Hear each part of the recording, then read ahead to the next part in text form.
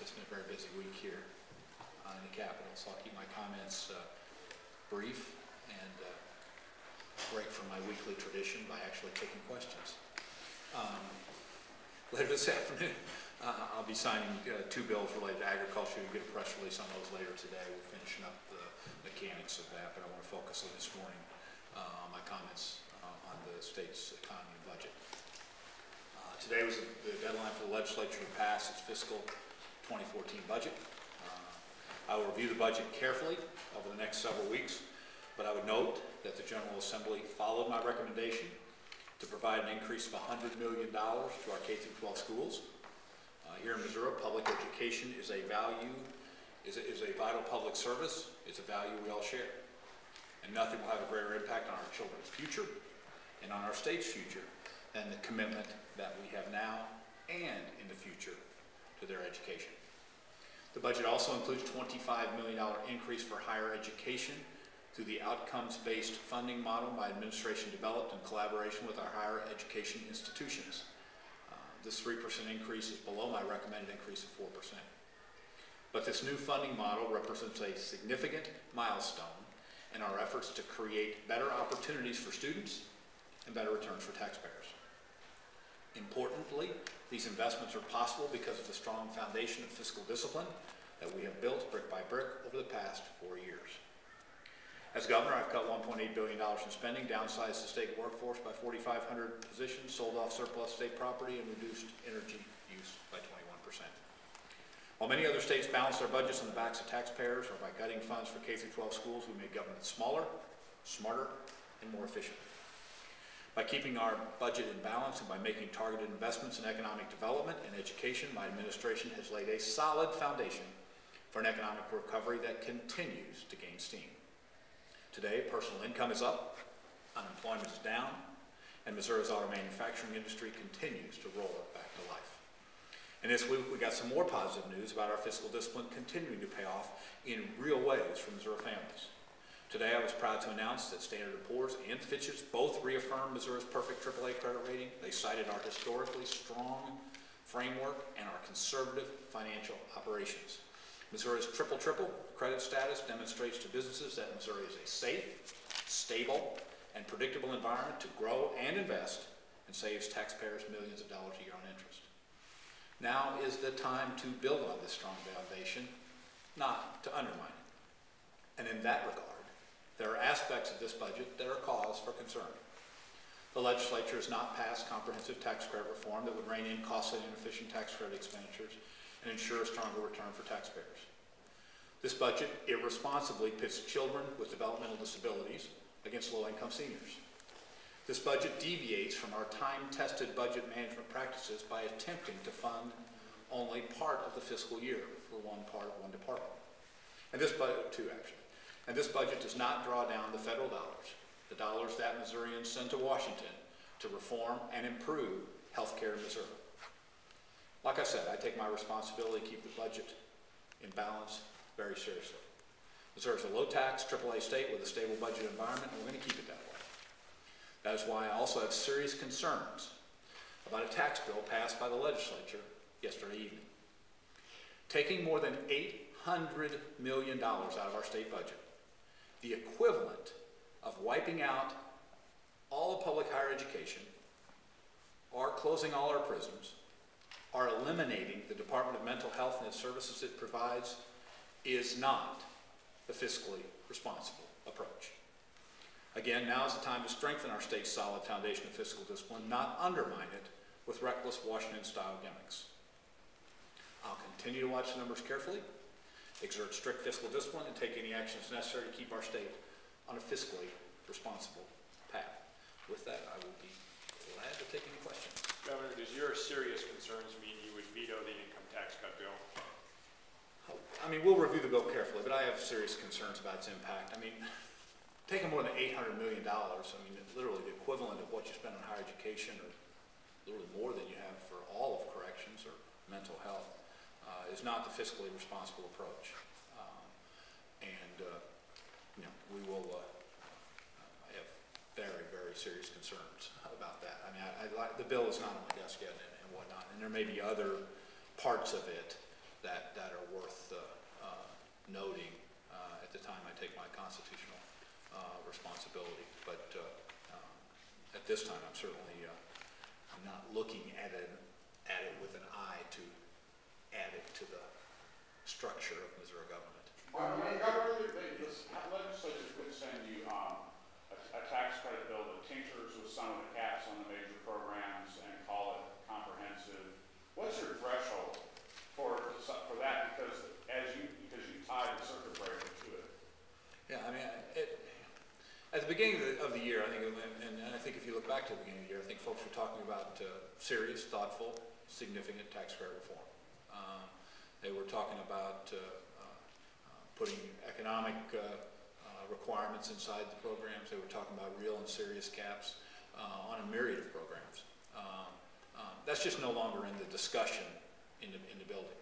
And picking out one group and then using it in a ploy to attempt to pit groups against each other is not comprehensive. Their budget, as passed, doesn't reflect comprehensive, and there's no real expectation that over the next 6 days, 7 days, I guess, they're going to do that. So, you know, what they have done with the circuit breaker, you know, is both irresponsible and unnecessary. I think especially in light of you know, if they say they need to do it for necessary, especially I mean, this is a legislature that decided to add to its budget $38 million to build a state office building for bureaucrats that I didn't ask for. You know, and so I mean, when you look at all of these things balanced in together, it's clear that the problem with the challenge for First Steps is solvable, and I hope they spend the next week getting it solved. There's been a talk of a bill that would fill the fund, the senior services fund out of general revenue, in case you decide to veto the circuit breaker bill. I would think they should get working on something. I don't know that exact measure. We'll certainly look forward to working with the legislature to see if we can find a path forward in that area to make sure that we protect important programs that they've put at risk here. We look forward to working with the legislature over the next week to try to accomplish that. Have the flexibility to keep the First Steps Alive program? I think the First Steps is in peril, in direct peril, unless they take action next week to assist us to get some sort of patch or solution in the short term. On Wednesday, you said if they passed the budget that they did pass, that on July 1st you would lay off people in the revenue department. Senator Schaefer and others say that's unnecessary. They have promised that they will fully fund the revenue department if you make the changes in the driver's license operations. We don't run the AAA state in our budget based on the statements of any particular senator. We base it on the documents that come out of that and the fiscal responsibility we have. When Moody's and Standard & Poor's look at us and see whether you're AAA or not, switching from a situation where we have a yearly budget, I mean, you know, legislature got done. They got done. You know, whether we have some disagreements here, obviously, is you know, that's what happens in all the budgets. But unlike Washington, we're done. I mean, it got passed in that sense. Sticking to that discipline is extremely important, and it's especially important not only to the rating agencies and to the fiscal certainty of our state. It's also important to Missourians. I mean, they want the legislature to come to town, do their work, authorize budgets, and head back to their homes, where the part-time legislature has 7 months to spend great time with their constituents, working hard in their day jobs, so that they will bring back to the Capitol come January a heightened sense of what's important to folks in their communities. Missourians did not say that what we're going to have is a situation where we operate our budgets on a series of continuing resolutions that cause a constant budgeting process to run through. That is both fiscally responsible and runs straight in the face of the way we should operate as a state. You have any specifics on revenue employees, though, or are you not punishing the employees who will lose their jobs, even if temporarily, for something they didn't cause, they didn't do, they're still working hard, and come July 1st, based on what you said Wednesday, they won't have jobs? We will work to minimize the impact impacts on individuals by, there's all sorts of things. But make no mistake, Bob, I mean, I'm not going to operate this government on 2/3 of a budget, whether it's this part of it or any part. I'm just not going to do it. No governor would do that. It's not the way to operate your budget. It is a shift to Washington-style continuing resolutions, and imperils both our fiscal responsibility, and I'm just not going to do it. So we'll work with the individuals, and we'll make it. But I just want everybody to know that there will be impacts. So you won't use your constitutional authority to cut the House or Senate contingency funds to 2/3 for the year? I'm not trying to get in some. I'm not in a contest for who can. This isn't some sort of we're state here. We're running a state. This isn't I mean, I know they can get a little. Believe me, I know they can get a little. What's the proper word? They can get a little loose sometimes upstairs. But that's all part of the process too. You've expressed concern about that state office building, that $38 million building. You didn't ask for it. Is that to say you're going to line out and veto that out of that? No, I mean, first of all, they're part of a budget. Part of the budget that is a 2-year. That if you can see if the revenues are there, that you might have the dollars to do it.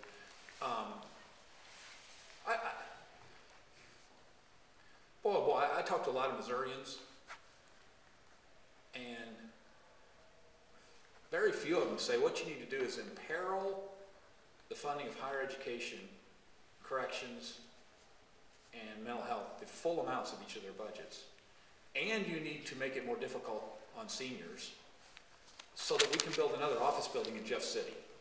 That just, it seems out of whack to the priorities. And now if the economy gets rolling and we have, more money rolling in and we know what to do with, we'll come back in the back end of this, of the thing, and we'll look at what's there. But boy, I've had a lot of, as you all know, quite frankly, as you all are well aware, I talk to a lot of people out there. I've yet to have a single person come up to me and say, boy, what we need, Governor, is for the legislature to go above your budget request to build a brand new building for bureaucrats in Jeff City. Now, they say that the reason to do that is to eventually make this building more compliant with ADA, removing the mezzanine offices over in the house and things like that. Let them tell that to the First Steps folks. Let them tell that to the parents who don't know whether their disabled kid, starting July 1, is going to be able to get the necessary services to live a normal life. Let them tell that to the senior citizen who they've put at risk to have to pay more taxes next year than they paid this year, even though they're on fixed income.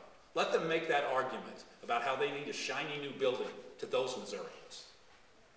Governor, the legislature sent you a gun bill that tries to nullify federal gun laws. I haven't even got to trying to read that one yet.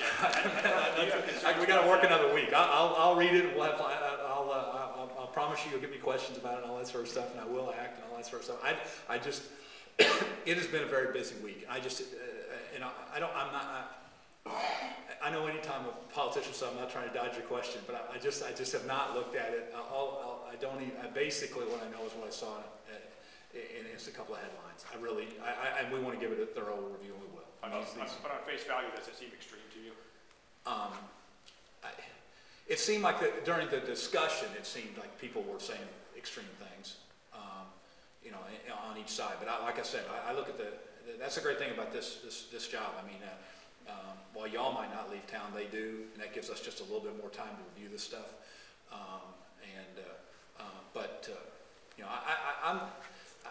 You do get concerned about bills that just try to send some message as opposed to passing laws, and that one seems to line that vein. But like I say, I'll give it a thorough review, and we'll get it. I just have not had a chance to even.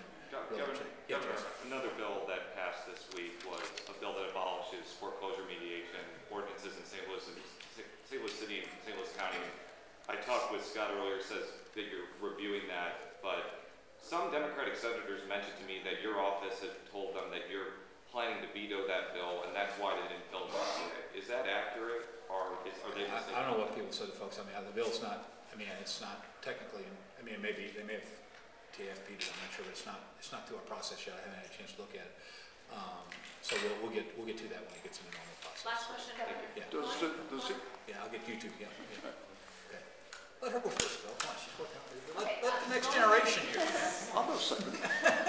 Going to the proposed office building on the MSP siding.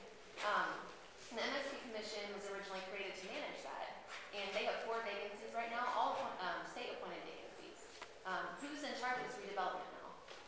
I mean, the law is what the law. The property is still owned by the state. We tried to work with the city. Obviously, we worked with them on the transformation effort they were trying to go through this year, and trying to work in sync with them. And we have worked in sync with them on some of the necessary cleanup of that site. I think, quite frankly, for Jeff said, you know, there's decisions down the line to be made about. Kind of about that site. We need to do it. It needs to be done right. But I think the actions that have been taken in the short run have been maintained to make sure that the site is cleaned up, that the site is in its own. But it's ultimately going to be while it's a state facility, it's ultimately going to be a partnership with the state and the county and the city to make what's most impactful. I think that in this last year, a great deal of energy was expended on the ballot proposal locally. And that didn't go. And I think it's put people a little bit back to the drawing board to look at what kind of the long-range plan is. And I think that's the best way to look at that site in the long range. So we'll look forward to continuing those discussions. You want to make the right decision. And you're going to need. So like I say, I don't want to put a framework on it this first time. Yeah, Phil. Yeah, does either the Revenue Department or the First Step to Budget issue give you reason to think? Are you considering a special session? Is it an option out there? You know, we always look at